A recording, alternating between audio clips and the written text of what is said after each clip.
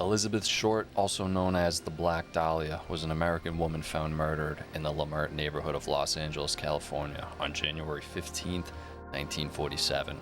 On January 15th, 1947, her case became highly publicized owing to the gruesome nature of the crime, which included the mutilation and bisection of her corpse. I don't even know what's a bisection.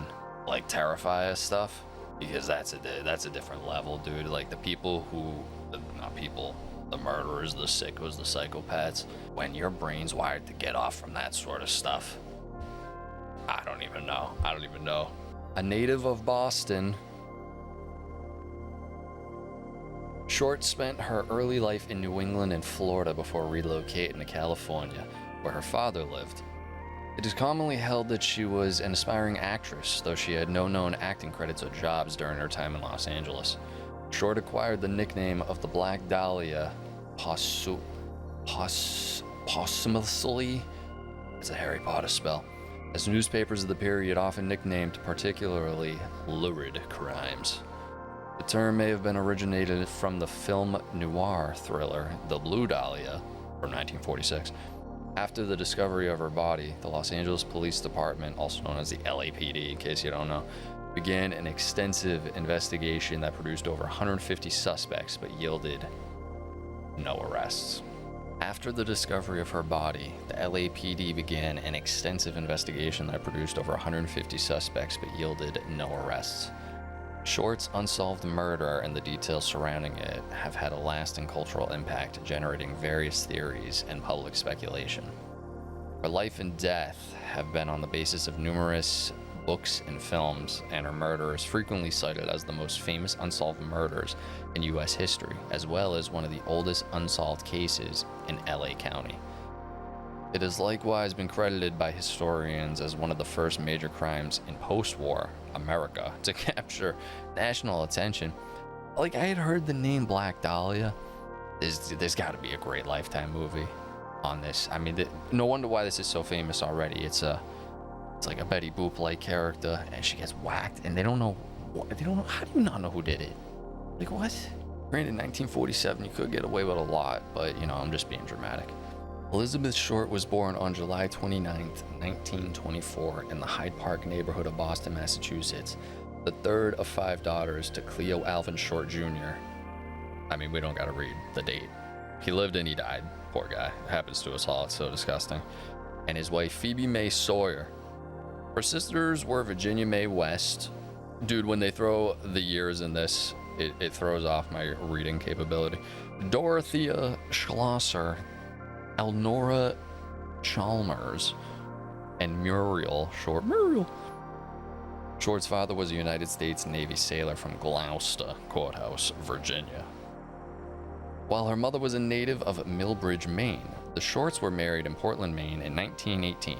The Short family briefly relocated to Portland in 1927 before settling in Medford, Massachusetts. That is no place to settle, dude. Shout out Medford. My tax guy, I think he's from Medford. I don't know. A suburb of Boston that same year. Oh yeah, I should have finished that.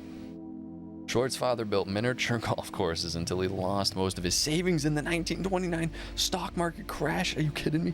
In 1930, his car was found abandoned on the Charlestown Bridge, and it was assumed that he had jumped into the Charles River. What? Believing her husband to be deceased, Short's mother began working as a bookkeeper to support the family.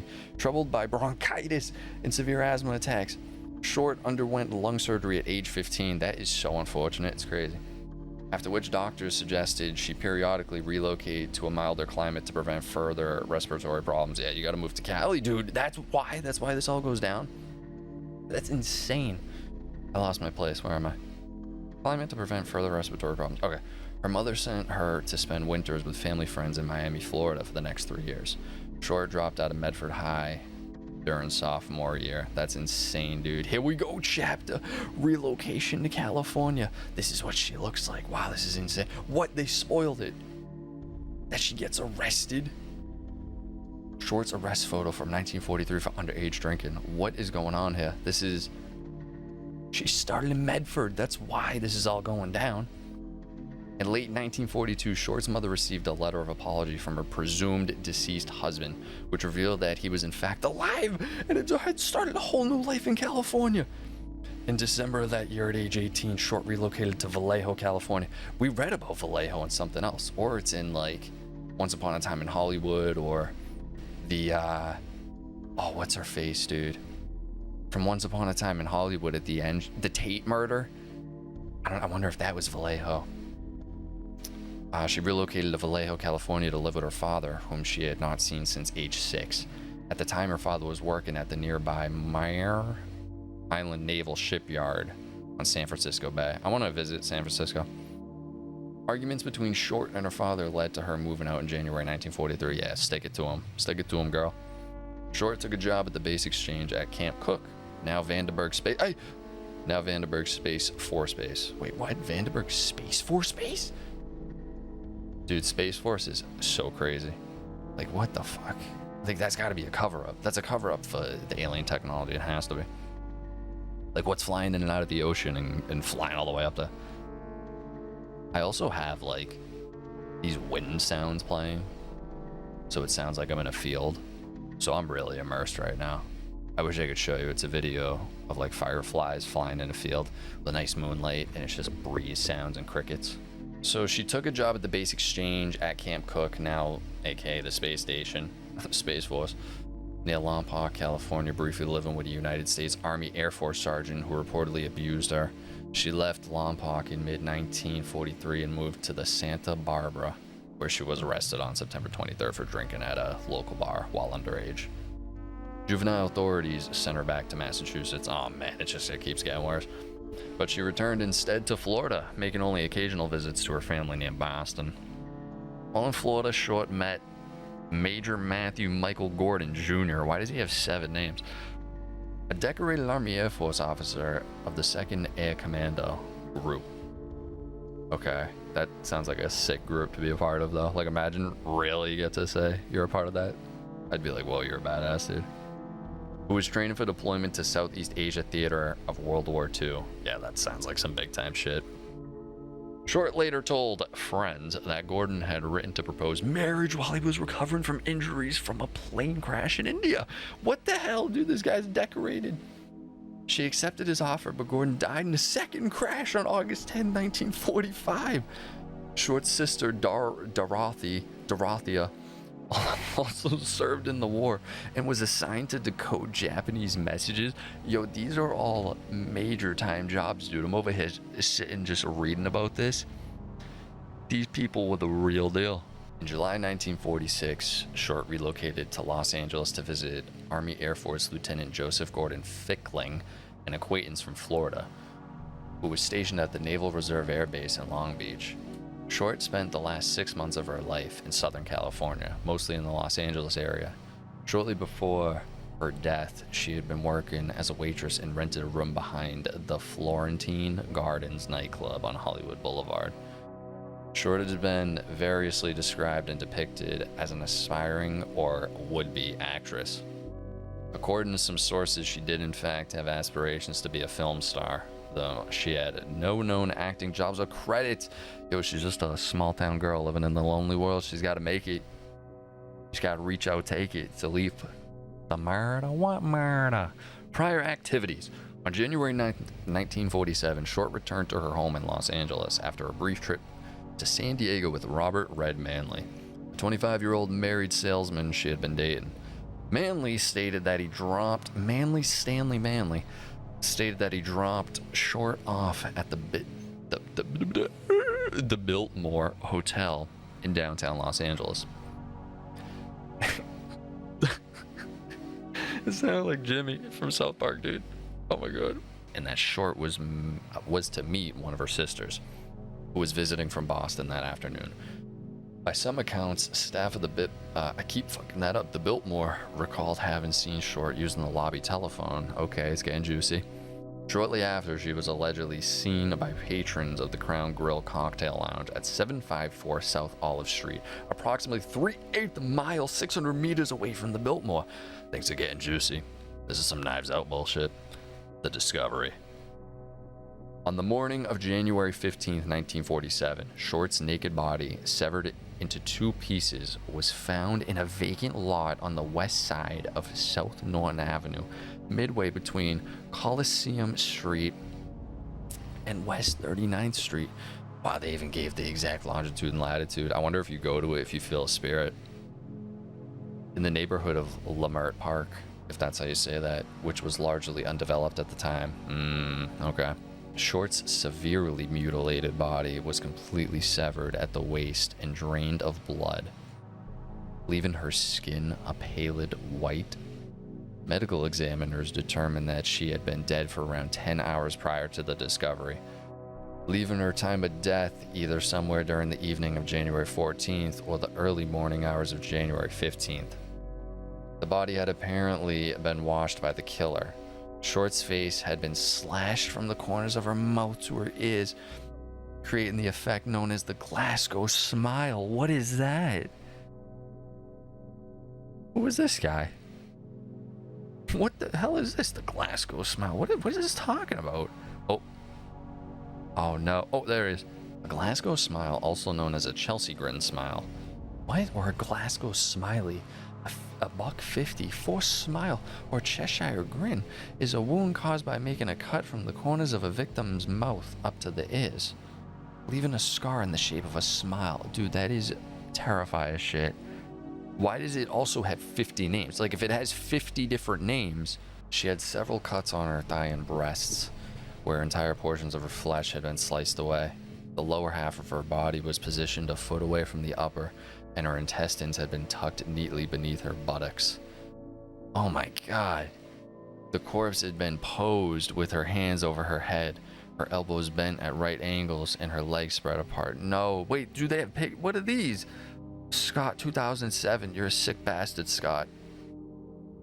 Los Angeles Herald Express reporter Aggie Underwood was among the first to arrive at the crime scene and took several photos of Short's bodies and its surroundings. Yo, she's the Gail Weathers IRL.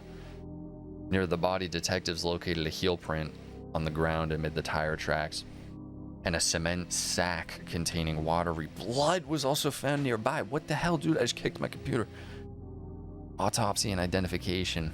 An autopsy of Short's body was performed on January 16, 1947 by Frederick Newbar, with 2 R's, the Los Angeles County coroner. Okay.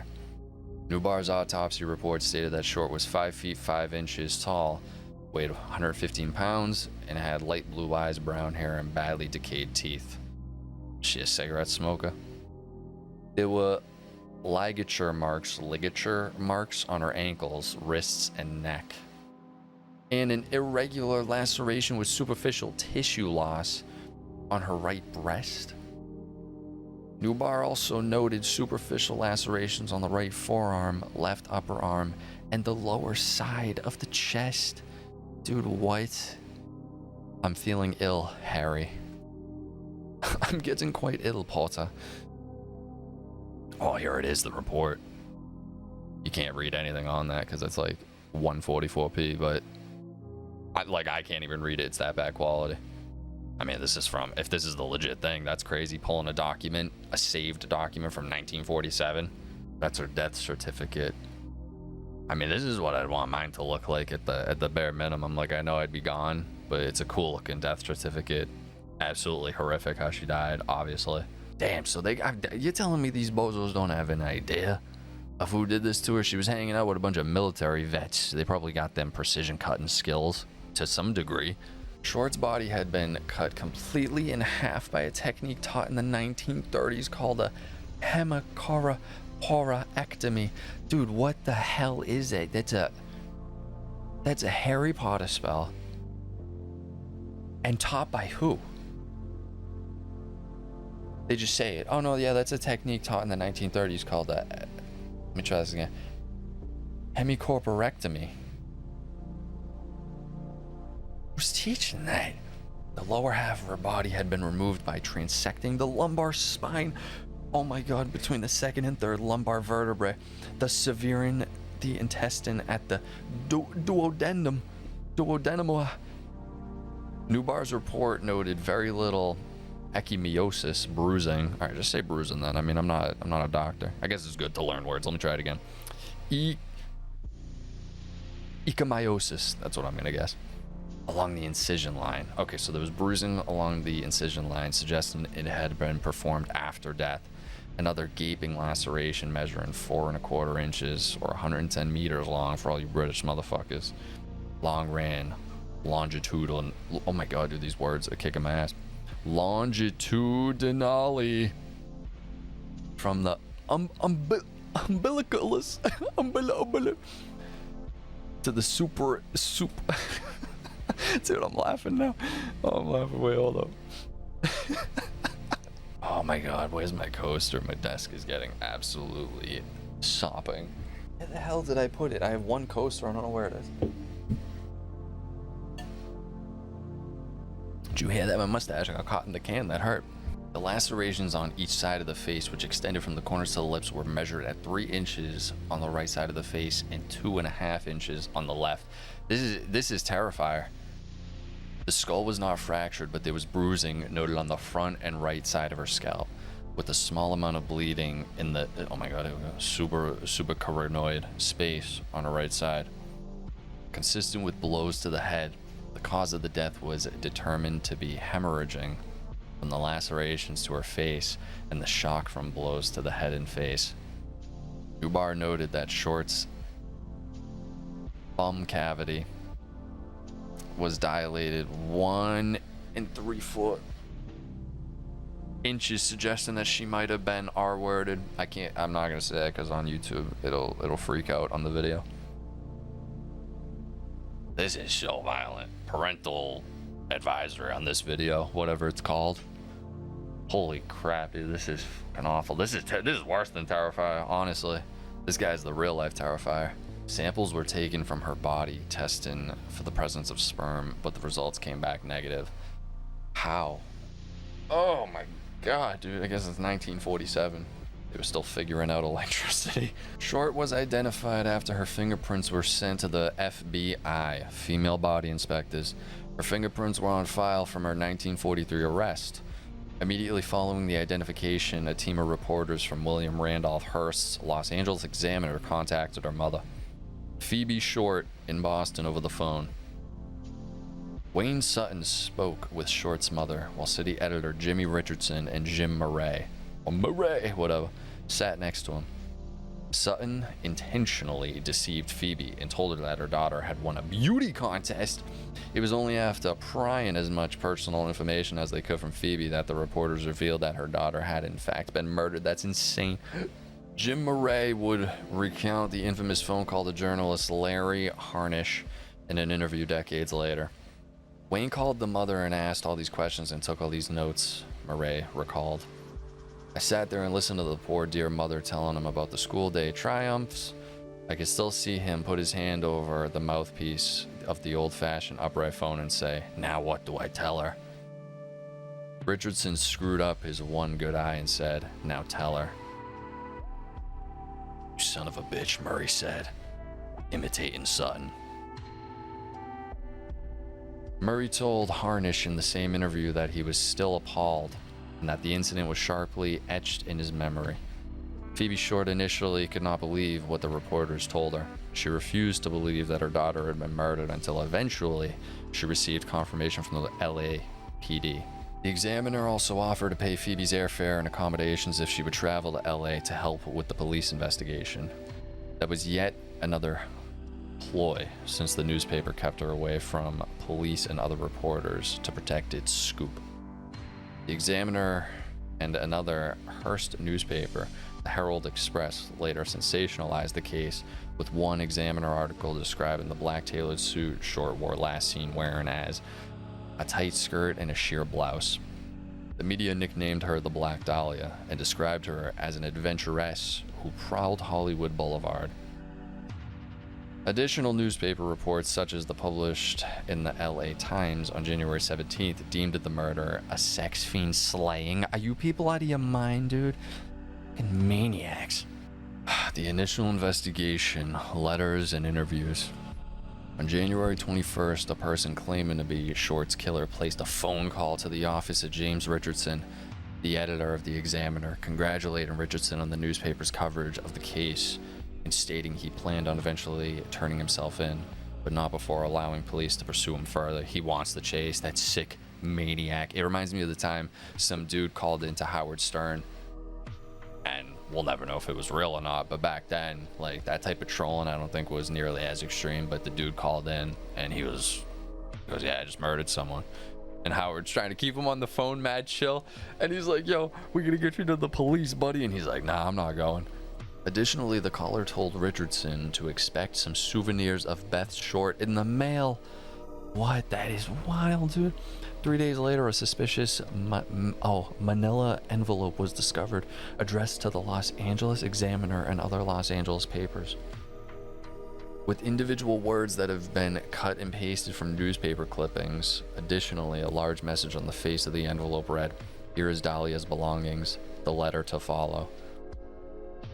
The envelope contained Short's birth certificate, business cards, photographs, names written on pieces of paper, and an address book with the name Mark Hansen and Bozade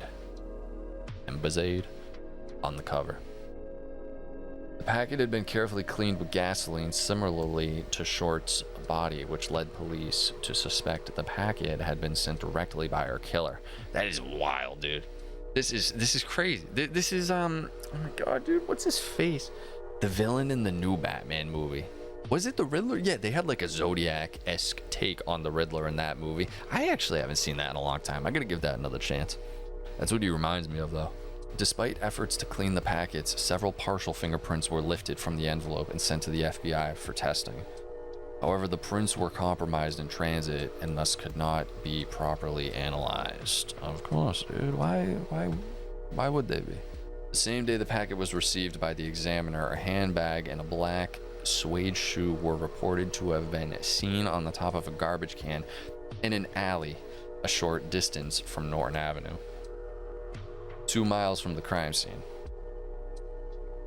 The items were recovered by police, but had also been wiped clean with gasoline, destroying any fingerprints. On March 14th, an apparent suicide note scrawled in pencil on a bit of paper was found tucked in a shoe in a pile of men's clothing by the ocean's edge at the foot of the Breeze Avenue in Venice. The note read, "To whom it may concern, I have waited for the police to capture me for the Black Dahlia killing, but have not.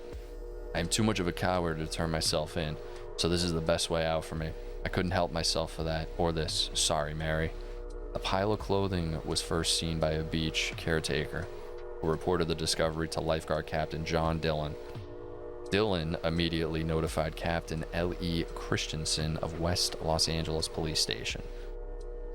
The clothes included a coat and trousers of blue herringbone tweed, a brown and white t-shirt, white jockey shorts, tan socks, and tan moccasin leisure shoes, size about 8. The clothes gave no clue about the identity of the owner. Okay, case of the traveling pants. This is getting interesting. Here we go. Who is he gonna? They don't know.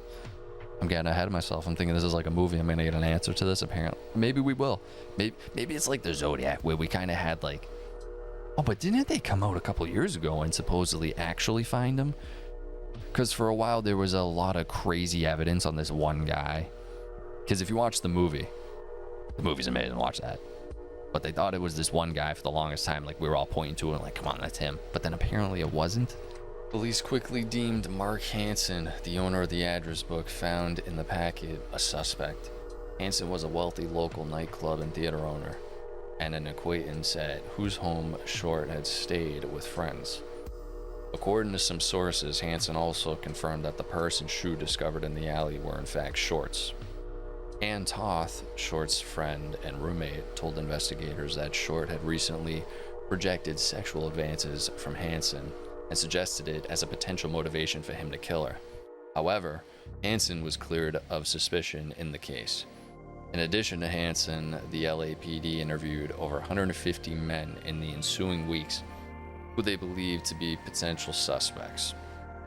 Robert Manley, here we go with Stanley the Manly again, who had been one of the last people to see Short alive, was also investigated, but was cleared of suspicion after passing numerous polygraph examinations. Yeah, but those are bullshit, especially in 1947. Police also interviewed several persons found listed in Hanson's address book, including Martin Lewis, who had been an acquaintance of Short's. Lewis was able to provide an alibi for the date of Short's murder, as he was in Portland, Oregon, visiting his dying father-in-law. Yeah, that's very convenient. Very convenient. I don't believe him. A total of 750 investigators from the LAPD and other departments worked on the Shorts case during its initial stages, including 400 sheriff deputies and 250 California State Patrol officers. Various locations were searched for potential evidence, including storm drains throughout Los Angeles, abandoned structures, and various sites along the Los Angeles River. Those are all prime contenders. Searching the sewers like it is crazy. Wow. But the searches yielded no further evidence. Los Angeles City Councilman Lloyd G. Davis posted a $10,000, equivalent to $140,000 in 2024, reward for information leading the police to Short's killer. After the announcement of the reward, various persons came forward with confessions, most of which police dismissed as false.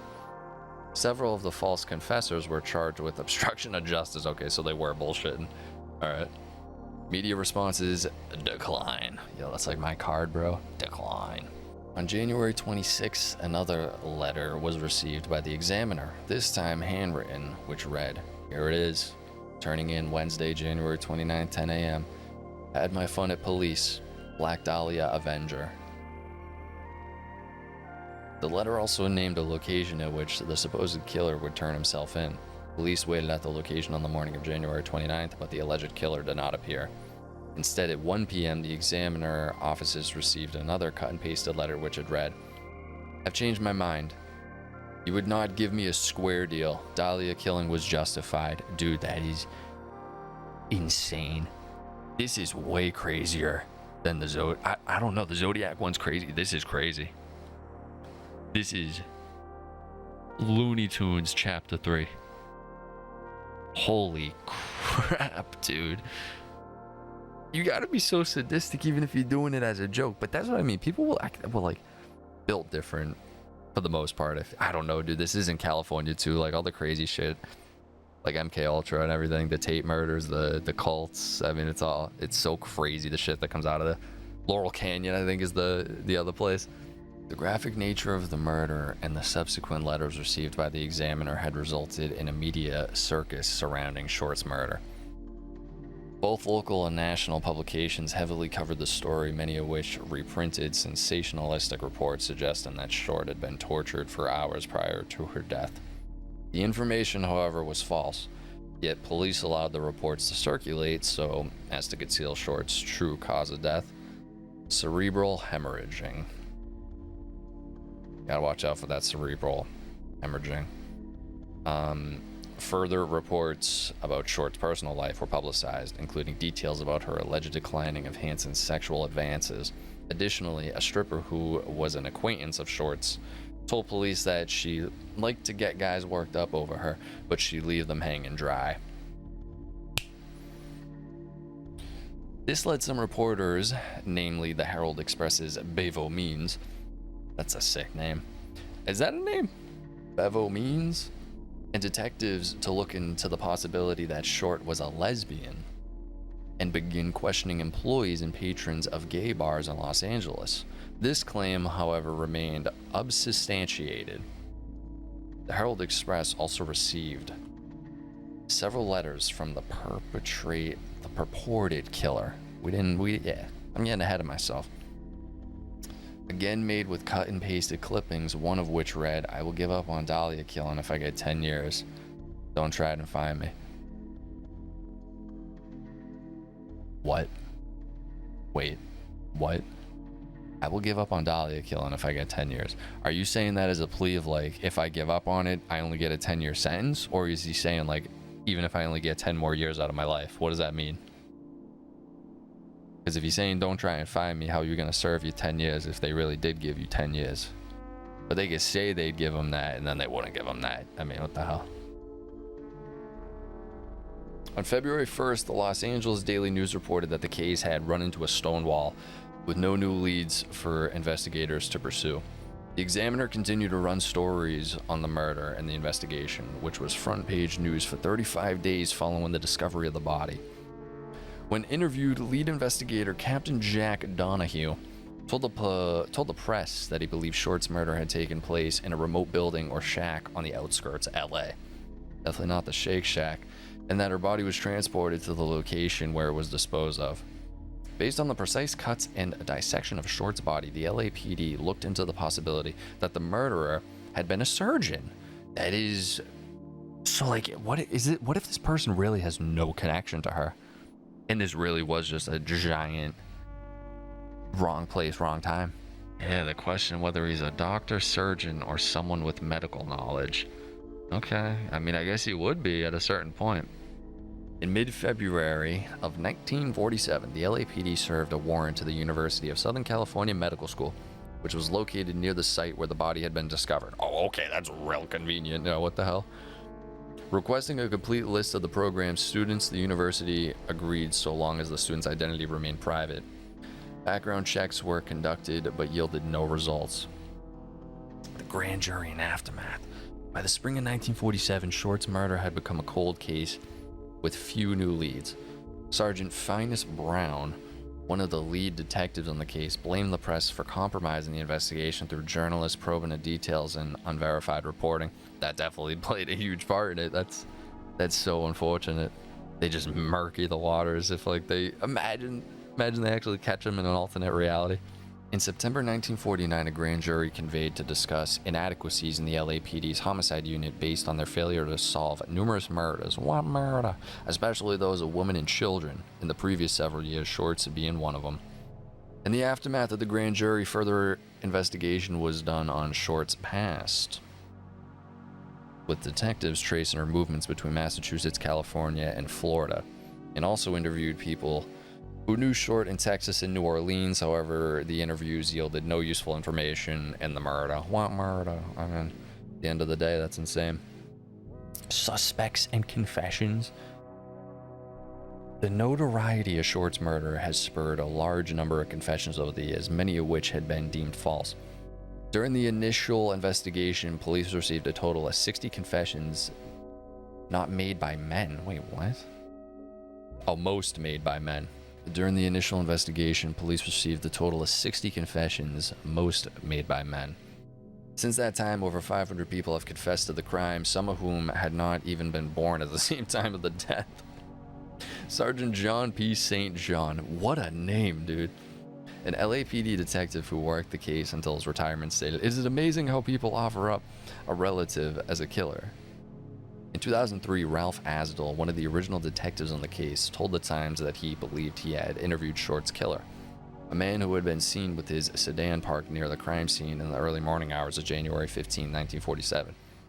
A neighbor driving by that day stopped to dispose of a bag of lawn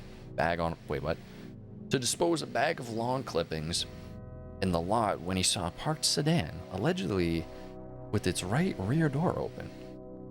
The driver of the sedan was standing in the lot. His arrival apparently startled the owner of the sedan, who approached his car and peered in the window before returning to the sedan and driving away. The owner of the sedan was followed to a local restaurant where he worked, but was ultimately cleared of suspicion. That is tremendously suspicious. What the hell are you talking about? He got cleared of that. How is that possible? Like, if these people are truly innocent, and it's like, how on earth is it just that perfect timing? How does that even make sense? Suspects remaining under discussion by various authors and experts include a doctor named Walter Bailey, proposed by former Times copy editor Larry Hernish. Times publisher Norman Chandler, whom biographer Donald. Although he was never formally charged in the crime, George Hoddle came to wider attention after his death when he was accused by his son, LAPD homicide detective Steve Hoddle, of killing Short and committing several additional murders. Prior to the Dahlia case, George Hoddle was suspected but not charged in the death of his secretary, Ruth Spalding, and was accused of R-wording his own daughter. Hoddle fled the country several times and lived in the Philippines between 1950 and 1990. Additionally, Steve Hoddle has cited his father's training as a surgeon as circumstantial evidence. In 2003, it was revealed in notes from the 1949 grand jury report that investigators had wiretapped George Hoddle's home and obtained recorded conversation of him with an unidentified visitor saying, "Supposing I did kill the Black Dahlia, they couldn't prove it now. They can't talk to my secretary because she's dead. They thought there was something fishy. Anyway, now they may have figured it out. Maybe he did kill my secretary." In 1991, Janice Knowlton, who was age 10 at the time of the Shorts murder, claimed that she witnessed her father, George Knowlton, beat Short to death with a claw hammer in the detached garage of her family's home in Westminster. She also published a book titled Daddy Was the Black Dahlia Killer in 1995, in which she made additional claims that her father sexually abused her. The book was condemned as trash by Knowlton's stepsister, Joanne Emerson, who stated, "She believed it, but it wasn't reality. I know, because I lived with her father for 16 years, unquote.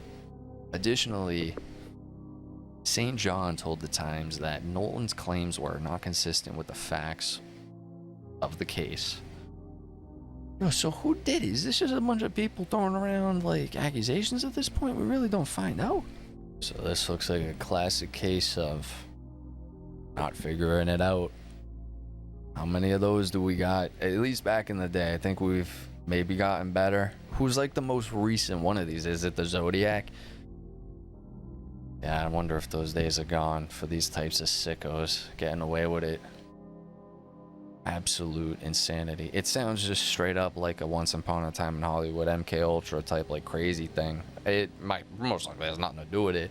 The fact that it took place that close to the medical school, and they're doing precisional cuts, severing the vertebrae and putting the vertebrae in there. Like what? Yeah, makes you think. Makes you think there's only a handful of people who can do that.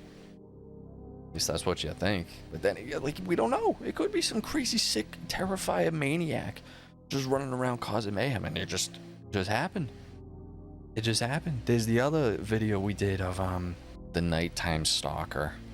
If you guys want to see another true crime video like that, you can go watch that. I got a handful of them up on the channel. But hey, that's gonna do it for this. If there's more to this story that I need to see, like theories and very probable theories or anything like that, definitely let me know. Let me know some other really popular cases, because I never delved into like true crime stuff like that, except maybe the Slenderman one. I had seen like a Hulu mini doc or YouTube doc or something like that. If you guys want some exclusive content and get the YouTube videos early and the full-length reactions to things, you can find that over on Patreon. YouTube's been demonetizing all the videos lately, especially Warner Bros. Warner Bros. Is kind of like the main culprit with that, so definitely support on Patreon if you can. Follow my Instagram, check out the second channel, bunch of vlogs over there, and that's it. Appreciate you. Like, subscribe. I'll see you in the next one.